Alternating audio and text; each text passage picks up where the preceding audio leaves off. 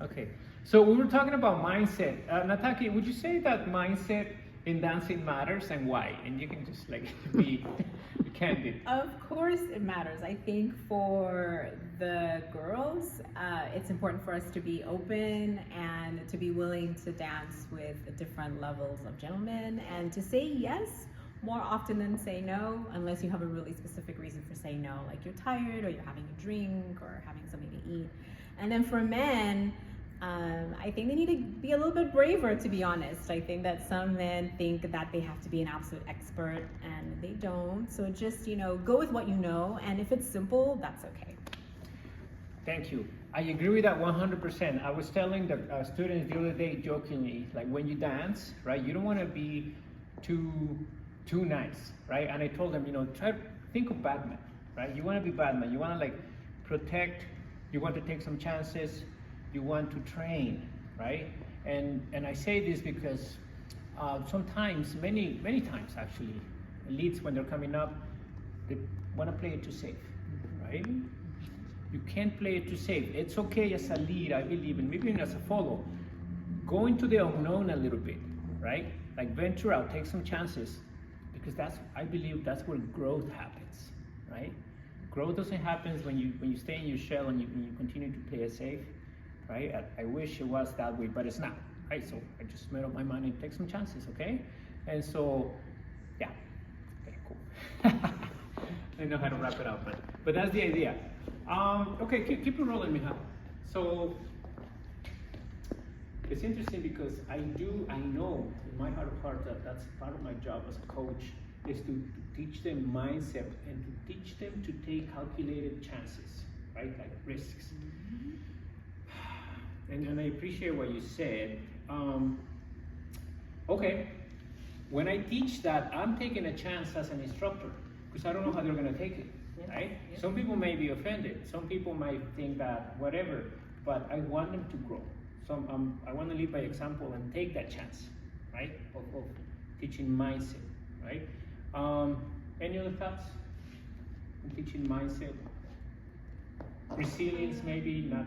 Sure, and I think it's helpful for you as a coach to meet us where we're at, so that some students just don't want to go deeper than just learning the steps. Some of them really want to master. Some of them really want to go out social dancing. Some of them are here just to make friends and they don't want to learn anything more. So as long as you know as a coach that you just need to meet us where we're at and deliver, and how we receive it, it's totally up to us. You're planting the seeds. Yes. Right, not everybody is the same. Yes. I like that. Like that. You have a great point there. Yeah.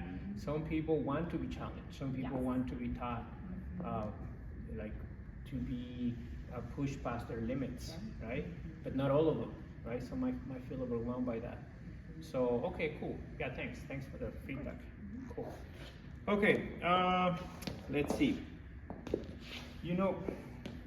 Sometimes, keep it rolling, me. Sometimes I get a little, I don't think frustrated is the word, but I see some of the students, like, they go to lead and they're like too shy and so like, for example, this, takes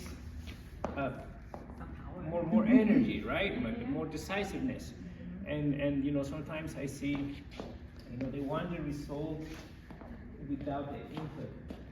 And that's okay, like nobody's born knowing, but I do want them I want to invite them to, take like a more, I don't want to say manly, I don't know if manly is the word, more of a leadership role, right? You can't lead and stay behind the, right? Some of the guys that I find their touch is too gentle, I use a car analogy. I said, listen, this right here is an axle, okay? You're driving me.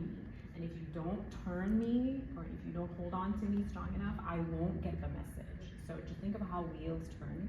So that's what I tell them, that you're a car. Yes, absolutely. Like I cannot get the message if you're too gentle, right? You're talking to me without using your words. So you have to look me in the eye and you have to hold on to me and give me the message. And how do they take it? Fine. I'm very sweet about it. I said, listen, especially for the beginners, even when like sometimes you're teaching and you're teaching like the simple right hand turn, and they don't give me the message, but I go anyway. I said, so I went anyway because I'm supposed to, but you didn't give me the message. You have to give me the signal. You know, yeah. So that's an example I use. So. And so that's an important part of training, right?